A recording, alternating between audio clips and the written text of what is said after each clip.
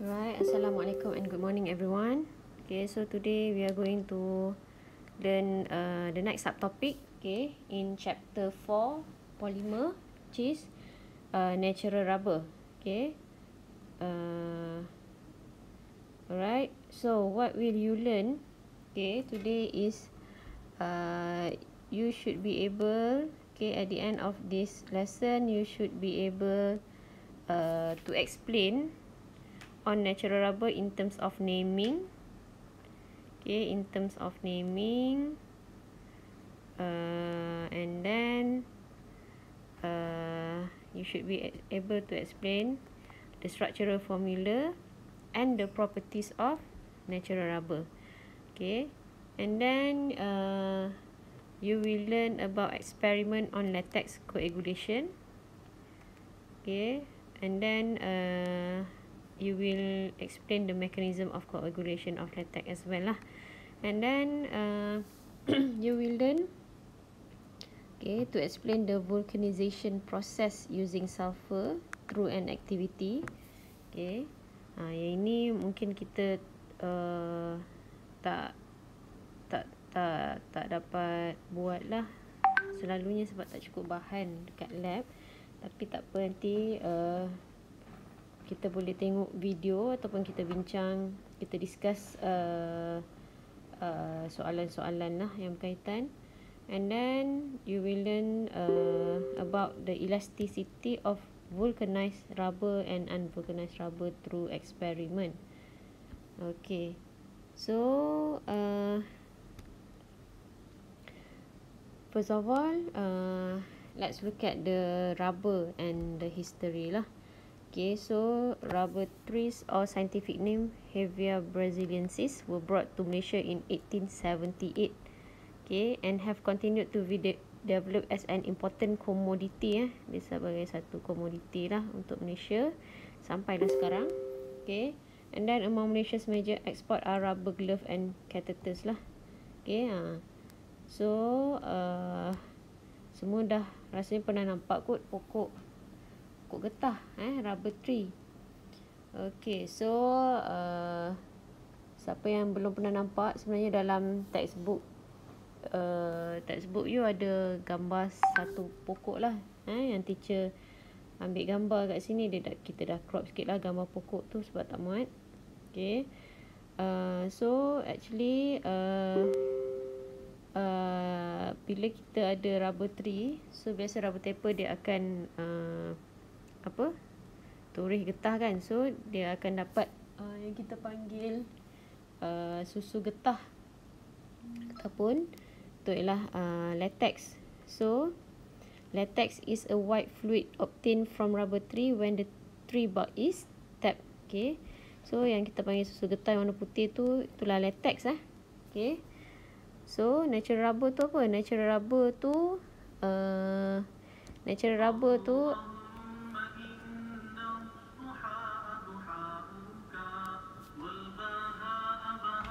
okay, sekejap Okay, so natural rubber tu natural rubber tu sebenarnya ada dalam latex tu lah. Okay, and natural rubber tu lah yang kita panggil polyisoprene, which is the natural polymer. Okay, so yang warna putih tu kita panggil latex. So natural rubber tu ialah natural polymer yang ada dalam latex. So latex tu nampak macam cecair kan, tapi dia sebenarnya bukan solution, not a solution. Latex is a colloid. Okay, so colloid ni maksudnya apa? Rubber particles do not dissolve in water but disperse separately in water lah. Maksudnya rubber particle dia disperse separately in water. So that's why latex ni ialah colloid dan bukan solution lah. Okay, so next kita tengok pula. So ini tadi dalam latex tu ada rubber particle kan. Okay, natural rubber particle. So ini rubber particle punya cross section lah. Kita boleh tengok. Sebelum tu sebab tadi natural rubber tu polymer. So bila polimer kita kena kenal lah dia punya monomer dulu. Okay. So monomer for polyisoprene, okay, polyisoprene tu kita punya natural rubber lah tadi. Natural rubber tadi. Okay. So dia punya monomer is isoprene. Okay. Ini dia punya common name lah.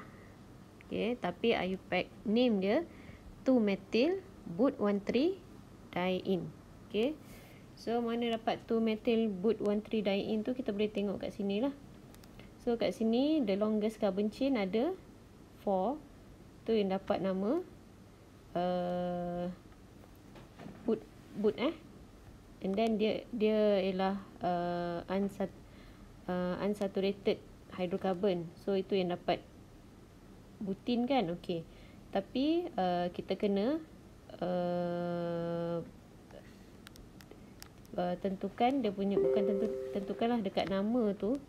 Dekat nama tu kita kena letakkan sekali lah position carbon bond dia, double bond dia kat mana. So you tengok kat sini. So ni carbon first, second, third, fourth. Okay. So you nampak double bond ada dekat first carbon and the third carbon. So that's why longest carbon chain dia but 1,3. Okay, sebab ada dua double bond. Ada dua double bond. So that's why diene. Diene. Okay, kita tulis semua but. Okay, 1,3 diene. Okay. Tapi ni belum lengkap lagi lah nama dia. Sebab apa? Kita nampak ada lagi methyl group kat sini, betul? Branch dia methyl group. So methyl group ni bila dalam nama IUPAC dia letak di depan, di depan longest carbon chain tu. So methyl group ni ada dekat carbon nombor berapa? Carbon nombor 2. So that's why nama penuh dia, okay, 2-methyl but 1,3-diene. Okay, so kita tengoklah cross section of rubber particle. So rubber particle ni dekat sebenarnya terdiri pada protein membrane. Okay, so boleh nampak ni protein membrane ada negatively charged. Okay, surrounded by negative charge lah. Okay. So you bayangkan ni satu rubber particle. So ada banyak-banyak rubber particle. So ada banyak-banyak rubber particle. So semua rubber particle ni dekat dekat luar membrane dia ni ada negatively charged. So negatif dengan negatif akan repel each other lah. So bila bila dia repel each other, so menyebabkan natural rubber ni tak coagulate lah. Okay. Alright. So basically natural rubber tu karakteristik dia macam you tengok tu lah, soft. Okay, soft white solid, and then elastic. Ini maksudnya bila dia dah coagulate lah ni, soft white solid, and then elastic. Maksud elastic tu apa? Can be stretched and can return to its original shape when released. Okay. And then low heat resistant. At high temperature, natural rubber will become soft and sticky. And then electrical insulator, can conduct electricity and is a good electrical insulator. And then easily oxidized. Okay, maksudnya oxygen in the air can react with the double bond between carbons and cause natural rubber to be oxidized. And then reactive to chemical, react easily with acid, alkali and organic solvent. Okay, and then waterproof lah. Waterproof, water impermeable tu maksudnya dia tak bagi apa, impermeable tu don't allow water to pass through lah. Don't allow water to pass through. So maksudnya dia sesuai lah untuk kita buat raincoat ke